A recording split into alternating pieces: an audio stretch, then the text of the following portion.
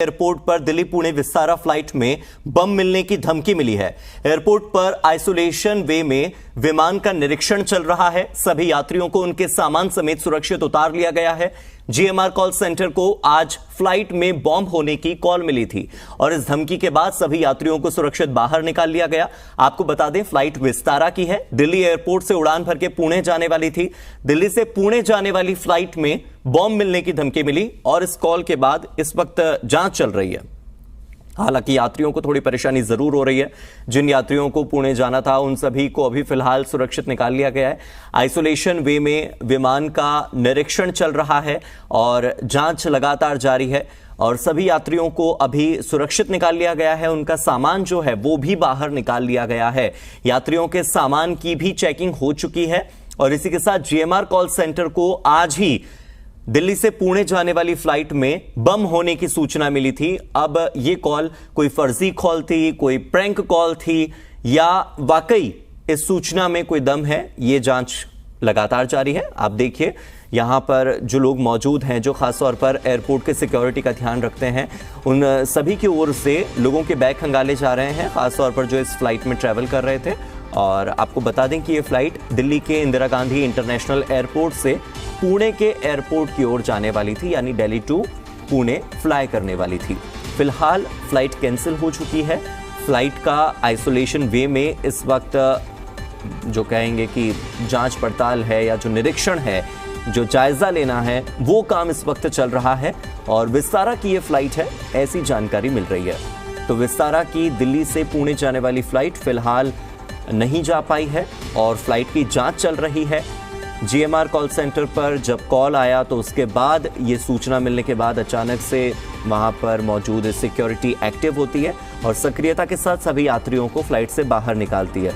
यात्रियों में ज्यादा हड़कंप न मचे, कोई ज्यादा घबरा न जाए, इसीलिए पहले यात्रियों को बाहर निकाला जाता है, उनका सामान उन्हें लौटाया जाता है और फिर इस बारे में सूचना दी जाती है कि फ्लाइट में बॉम्ब मिलने की सूचना मिली है।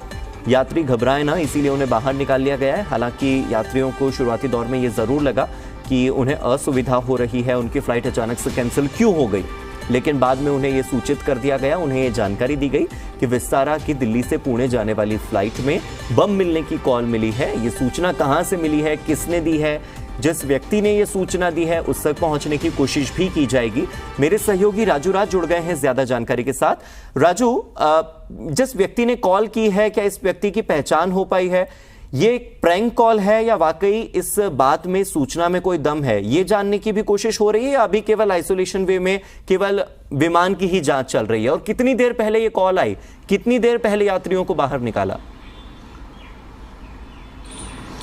हाँ, बिल्कुल हार्दिक, आपने सही सवाल किया कि किसने ये कॉल किया, लेकिन पहली जो प्राथमिकता होती है सुरक्षा एजेंसियों को कि पहले जो कॉल आए उस कॉल पर क्या एक्शन लेना है। तो 8:53 पर जीएमआर के कॉल सेंटर में एक कॉल आता है कि दिल्ली से पुणे जाने वाली विस्तारा एयरलाइंस की जो फ्लाइट है, जो पुणे जा रही है, उस फ्लाइट में बम है, बम की खबर है। और इस सूचना के आधार पर प्रोटोकॉल के तहत जो सुरक्षा एजेंसियां होती है वो वहां पर पहुंची और तुरंत उस फ्लाइट को खाली कराया गया। जो तमाम पैसेंजर थे उनको नीचे उतारा गया, क्योंकि ये एक प्रोटोकॉल के तहत होता है। उसके बाद बम स्क्वाड की टीम, फायर की टीम को बुलाया गया और अभी उस फ्लाइट का निरीक्षण किया जाता है आइसोलेशन वे में कि फ्लाइट के अंदर कोई ना हो। और उसके बाद तमाम जगहों पर बम खोजने की कोशिश की जाती है। और अभी बता दूं कि 8:53 पर ये कॉल जीएमआर के कॉल सेंटर में मिली। उसके बाद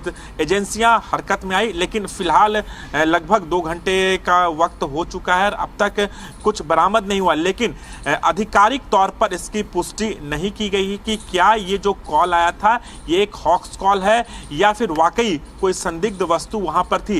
ये पूरी तरीके से जांच के बाद, पड़ताल करने के बाद तब जांच एजेंसियां ये डिक्लेयर करती है कि जो सूचना उनको मिली है वो सूचना फेक है या फिर किसी ने मजाक किया।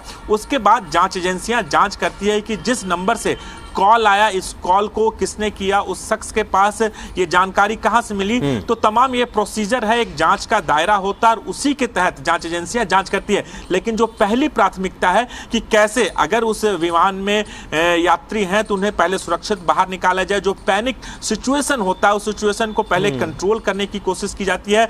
उसके बाद तमाम जो जांच के दायरे हैं हर पैमाने पर जांच की जाती है, चाहे वो वहां मौजूद स्टाफ के जरिए जांच की जाए या फिर डॉग स्क्वाड की टीम बुलाई जाती है, बॉम्ब स्क्वाड की टीम बुलाई जाती है और अपनी तरीके से जब तसल्ली कर ली जाती है और उसके बाद आधिकारिक रूप से इसको डिक्लेयर किया जाता है कि वाकई उसमें कुछ संदिग्ध वस्तु थी या फिर किसी ने मजाक किया, किसी ने हॉक्स कॉल किया। और चूंकि बता दूं कि एक चीज और ध्यान देना होगा कि अभी आने वाले टाइम पे सितंबर महीने में G20 का कार्यक्रम है देश में, इसके लिए भी कई जांच एजेंसियां अपने स्तर पर भी इस तरह से एक्सरसाइज भी करते हैं। तो अभी फिलहाल किसी तरह का कोई डिक्लेरेशन नहीं दिया गया है। लेकिन ये एक और एक पॉइंट ऑफ व्यू है राजू, बस एक छोटी सी जानकारी आपसे ये चाहिए थी कि जिन यात्रियों को असुविधा हुई है, जिनकी फ्लाइट कैंसिल हो गई है, अब उन लोगों के लिए क्या कोई वैकल्पिक व्यवस्था? देखिए, निश्चित तौर पर ऐसे में वैकल्पिक व्यवस्था दिया जाता है। अगर विस्तारा एयरलाइंस या दूसरे फ्लाइट में उनके अरेंज करते हैं और दूसरी चीज अगर कुछ देर के अंदर ही जांच एजेंसियां ये डिक्लेयर कर देती है कि बॉम्बे फ्लाइट के अंदर कुछ ऐसा नहीं था, ये एक हॉक्स कॉल था, तो उसके बाद उसी फ्लाइट को रिशेड्यूल कर दिया जाता है। जो भी पैसेंजर जो जाना चाहते हैं उनको फिर से उसी फ्लाइट में भेजा जाता है या फिर उनके जो टिकट हैं उनको रिशेड्यूल कर अगली तारीख दी जाती है। तो ये एक प्रोसीजर होता है, उसी प्रोसीजर के तहत जो फ्लाइट है वो अपना काम करती है। लेकिन पहली जो प्राथमिकता है कि उनकी सेफ्टी और सिक्योरिटी कैसे किया जाए, उसके तहत उनको बाहर रखा गया है। पैनिक स्थिति है उसे कंट्रोल करने की कोशिश। ठीक है, अगर कोई वैकल्पिक व्यवस्था के बारे में आपको पता लगे तो ये जानकारी जरूर साझा कीजिएगा, क्योंकि दर्शकों के काम की जानकारी, यात्रियों के काम की जानकारी वही होगी। शुक्रिया इस जानकारी के लिए, इस अपडेट के लिए।